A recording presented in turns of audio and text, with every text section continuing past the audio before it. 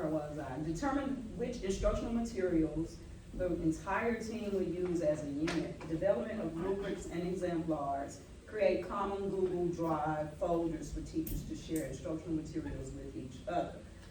Questions to ask. What piece of high-quality instructional materials will we use to analyze student gaps in learning? And how will we use this information to drive instruction, reteaching, and/or differentiated instruction? So to do, implement next steps from reflection and refinement, document with your teams. So below that, this is the data from Unit 7, evolution. We had 537 students to take the test. 47% meets, and masters was 1%. Like I said, we got two special populations that we really need to pay attention to. The currently emergent bilingual at 15%. We have 81 students, that's about 15% of the 537. And we have special ed in students that are about 66. 12%. But look at their meets at 38% for the EVs and 22 or 23% for our special ed.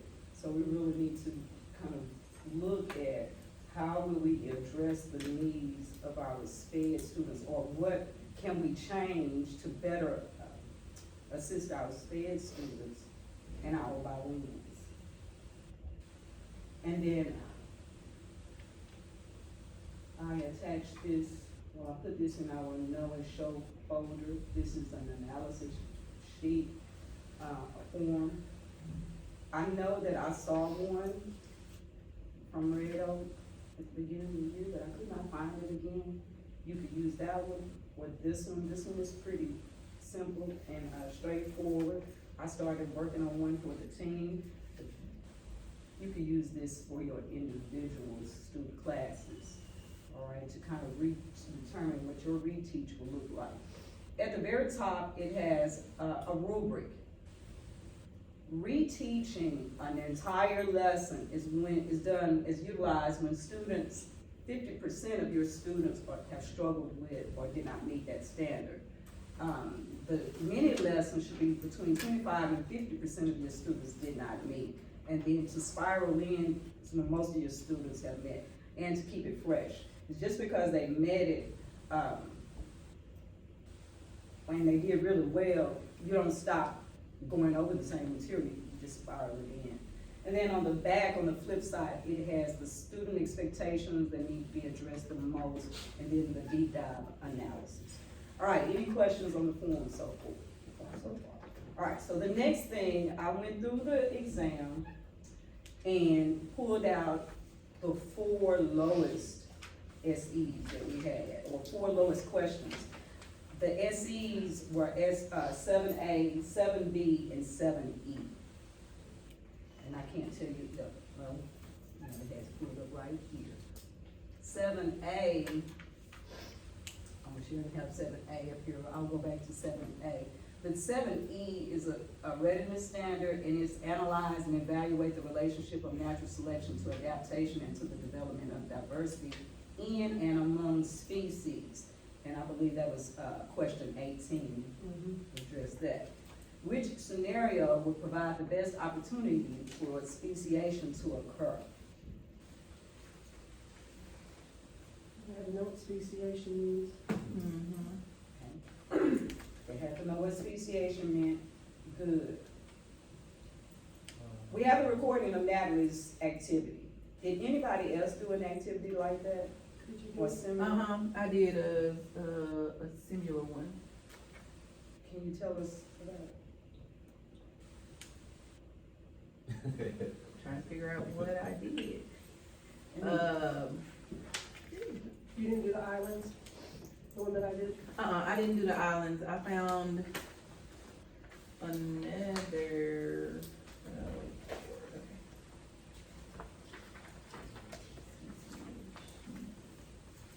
So how did your students do? I did the Teach Genetics from Utah.edu. I did their speciation activity.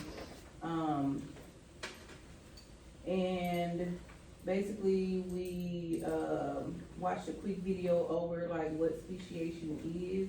Mhm. And then I printed out, cards that had, two different species on it, and then it had like a paragraph of information. And then what they were supposed to do, they were supposed to read the information on each card and decide whether they think the organism described are same or different species or somewhere in between. And so the key information, that, like they did salmon, so they did salmon and a goldfish, talked about their common traits, what evidence shows of a common ancestor, and then also talked about DNA, like differences and similarities in some of them, and where they live. And so they, the students drew a timeline on one of the whiteboards, and then they lined up all of the pictures. There were 8 of them. And so on each card, there were 2 organisms on it. Like they had the dark, rock pocket mice and the light rock pocket mice. So they had to decide if that was speciation or not. And they had the western and eastern coyotes, and they had to decide if that was speciation or not. So that's what, we did. So how, let's see, And then on my data, for, which one, number 18? mhm, I had 43.4% get it right. 43.4, Got it right. almost 50%. Okay. Write that in your box. 43 compared to Overall, it was 42%. 42%. So where are we struggling? What did you identify with the students? Did they split? Did they split the numbers? Did they guess? Was there a misconception? What misconception was there? They just didn't know the vocabulary. Vocabulary. Yeah. Okay. That's what I would say is vocabulary. People wasn't really understanding the questions I actually asked them. Because when I asked them about it, I went over it, they didn't understand that they were given, I guess they didn't understand that they were supposed to like just interpret the scenarios related to speciation. Or Mhm. Ah, was actually interpret Mhm. scenarios. Yeah, because I explained it to them, they were like, oh, talk about scenarios. Mhm. Yeah, cause like my kids answered pretty evenly, like C, and then the ones that were wrong answered A, which Yeah. talks about field mice, like some staying in the meadow and then others moving to the barn, so like also separating, but not really like enough to build like new species, so I guess, Mhm. So did your students pick the distractor? So, I guess if that's what they're trying to do. Well, they were split 19, 18, and 18 amongst the other 3 answers. Mhm. so they're guessing. So That- 42%, 43% of the kids got it correct, and then 19, 18, 18. Right, so the other 50%, let's say 50% kind of guessed on it. So what does that indicate to us? You said interpretation, scenario, so how are we gonna, what will we do to address it? What do we need to do? Because on this, since it was 43%, this is a whole reteach. So how would we approach it differently this time? Well, What was your percentage first? mine, Mhm. 79. 79%, 43%, okay? What was your percentage? 42.8. Oh, wait a minute, let me back up. That was my overall team. For the question 88, Mhm. 18, 34. 34, Mine was 36. 55. 36, 55. That's a pretty big gap. What did you do? What did, Yeah, serious. Yeah. I don't understand, Yeah, it's a pretty big gap. So how can we address that gap? I know vocabulary is big, scenarios, so that's dealing with reading. Did you do a hands-on? We did a scenario thing. Just where, scenario like, based? Yeah, it was like you read the scenario and you had to determine if it was like natural selection or genetic drift, Okay, the difference between the two. And when we went over speciation, we did a PowerPoint. And we had them answer questions about the PowerPoint as we went through, so we knew if they were on track, paying attention. Because it was a lot of vocabulary. That's really what I stressed to them also, is this is just a lot of vocabulary. You're not having to do like a math problem or like something like that, just remembering and getting familiar. So scenario based. Yeah. So, But let's pause for a minute, because that's just one question. Overall for E, we were at 63%. So we understand the T, that was just one question. is how we're showing it. So, let's go to the next ones, because you're right, it's just one T. What But it's about one question On- out on that T? of the 4 Ts that was tested on that particular one. Right, how were those other ones tested? Were they tested the same way? Because it was only one question on 70.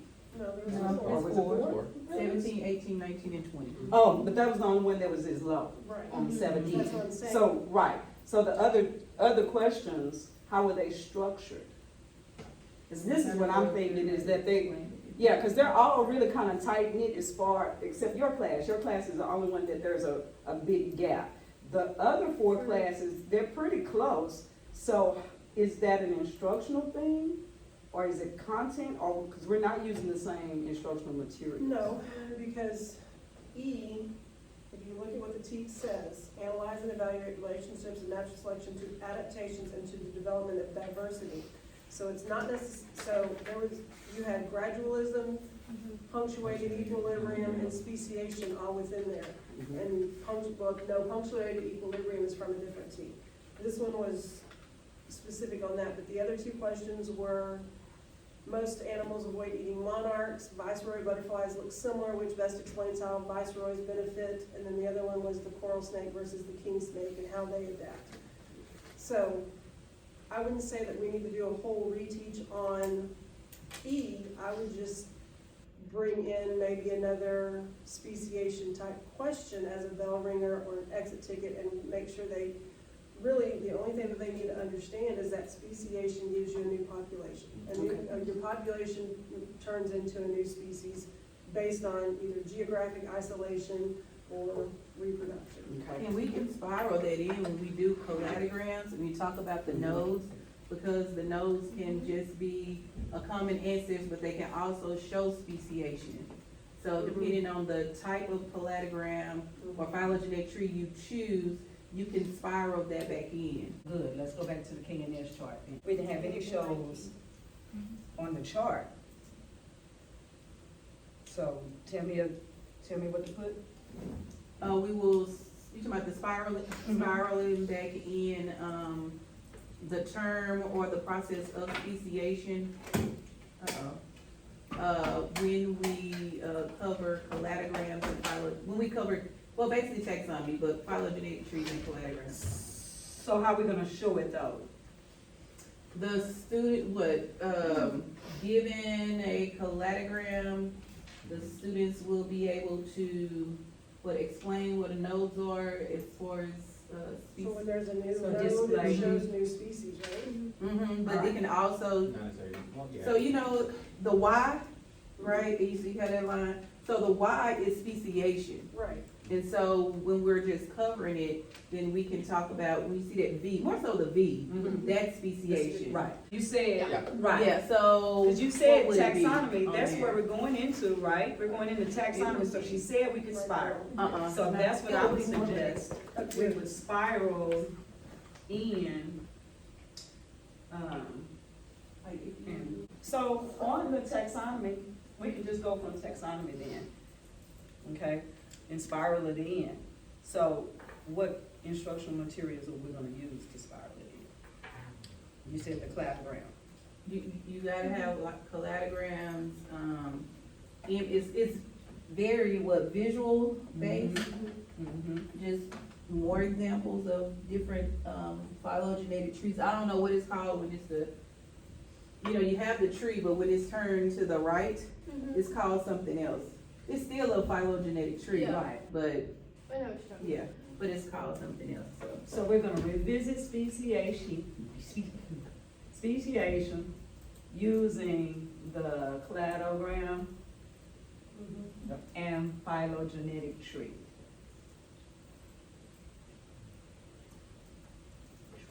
Okay, good. All right, so that covers 7A. 7A, someone read that T, I don't know that T by memory. 7A. Analyze and evaluate how evidence on ancestry among groups is provided by the fossil record, biography, and homologies, including anatomical, molecular, and developmental. So, fossil records. So it's evidence Common of ancestry. evolution. Evidence of evolution. And so So our lowest question is number 3. number 3? There's 48. Oh, so I didn't put number 3 on there because it was one of those interactive ones. Was it one of those interactive? Mhm. 4 was 49 too. Okay, so I circled 2 and 3 because I wanted to talk about those since I couldn't determine what the data was. So you said 3, Mhm. all right. It was the horse fossils with the Yeah. mouth and legs. So I had some students ask what a hoof was and what modern meant. So what's that? What do you think that is? That's just lack of vocabulary from From way prior. back, Yeah. yeah. So schema, lack of schema, okay. Lack of prior knowledge, so how do we address that? When we're going over, or like, if we do stations or whatever, make sure that we're bringing in those types of words and making sure that they understand. Like you mentioned predation, that they didn't know what predation was, so I did that as a bell ringer and went over it just to make sure. And then another thing I went over was camouflage, to make sure they understood what camouflage meant. I was like, it's gonna be on the test, so. So, yeah, use the vocabulary. Like I did a Kahoot for my review, and then I gave them a hard copy, and so when we were going through the Kahoot, I was like, So when you went through your Kahoot and your hard copies, did you use pictures too? in my Kahoot, yeah. Yeah, skip you, those pictures, and a lot of different pictures, cause right, they don't know what hooves, so they don't know what split hoof is, they don't know what a unit hoof is, typically, so. The stations that I did, I think Ms. Smith did them too. It had the fossils of the horses on there, and they had to know, it introduced the word hoof, and it also mentioned like prehistoric, or not prehistoric, but something to modern times. Ancient, Yes, ancient, so, yes. How did they do on, well, I put 76% down here for number 6. Yeah, they had 76%. They did well on that. So why? Why could they do this one and not that one? Because they know what a homologous structure Structure is. is, okay, so vocabulary. and I've shown them that picture Yeah, multiple times. So, on this number 3, this was the one that they had to pick the 2 correct answers. When you changed it, did that make a difference? I just changed it to point per task, and it did change the value. Value of it. Mhm.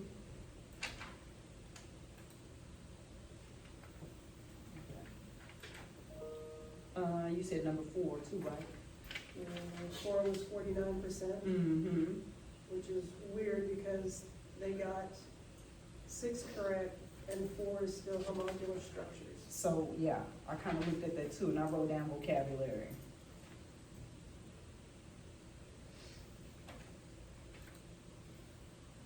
All right.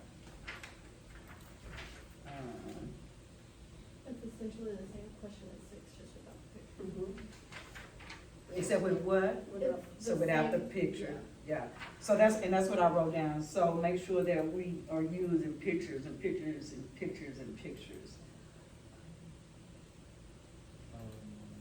Anything else? Mr. Deere Weather said, you see one in structure? Oh, no, I was Did I just saying, make if this? you keep adding picture, but once they get the stars in, they're not giving the pictures, it's just not really gonna benefit them.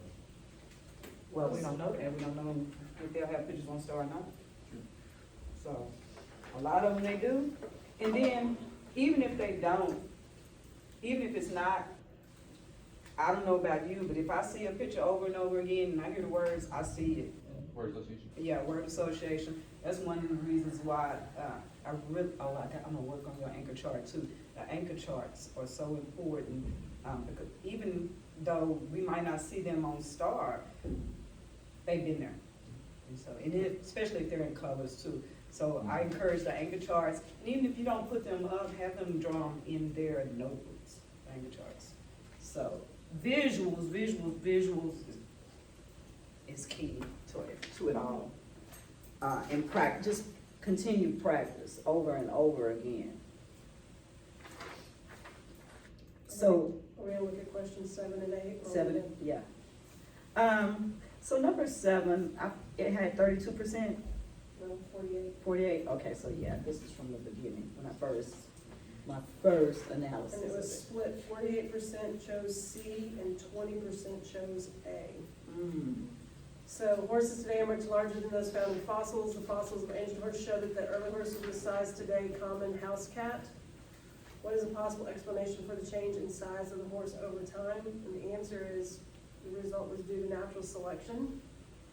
But A says each generation of horse became stronger and taller than the one before it. And I can kind of see why they selected it, because they're seeing the change, but ultimately, what does that change cause? So, did they understand the question there? I think they I think did. I think they did.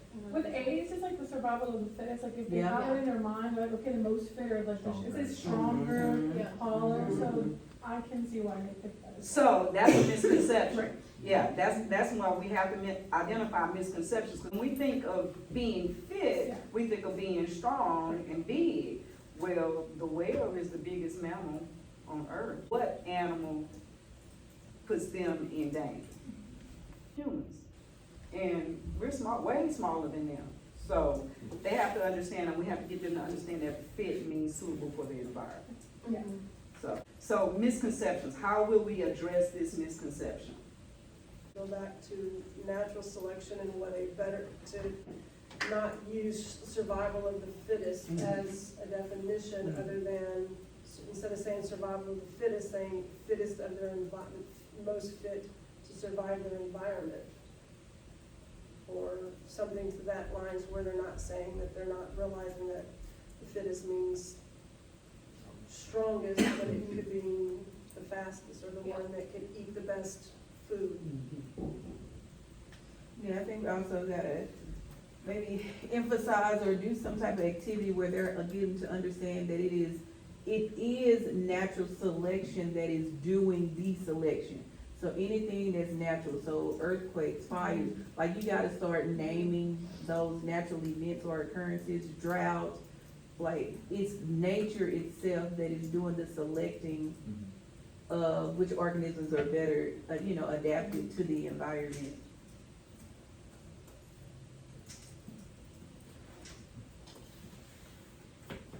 What's a good example? We just came out of it, Floods? pandemic, No. yeah. The pandemic and COVID. Just slipped my mind. All right. Okay, so far I have revisit the speciation, revisit speciation using the cladogram and phylogenetic tree.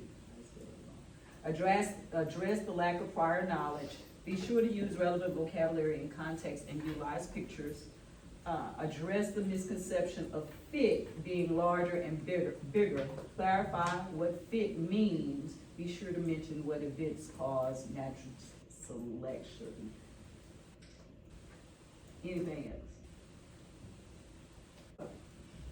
Next What was is the other one? Was there another one? Number 8. 8. Was 48%, no, And it's 45%. Yeah, mine. It's 7B. On that one. Yeah, mine's 60. Oh, yeah, your kids are really good on this one. I was like, and punctuated equal, you all do.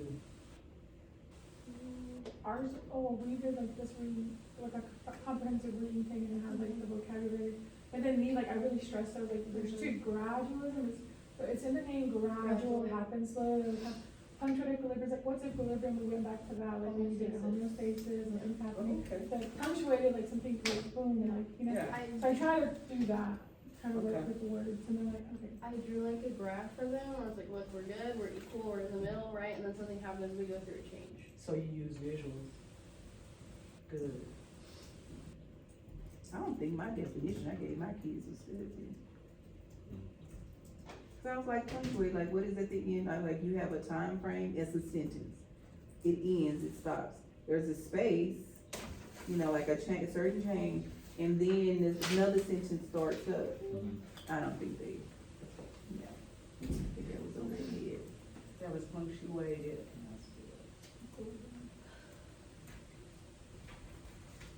And homeostasis related to, I love that, I wish related to homeostasis. All right. Okay, I'm good. Let's plan to solidify our, exemplar for this next unit, we're on taxonomy, right?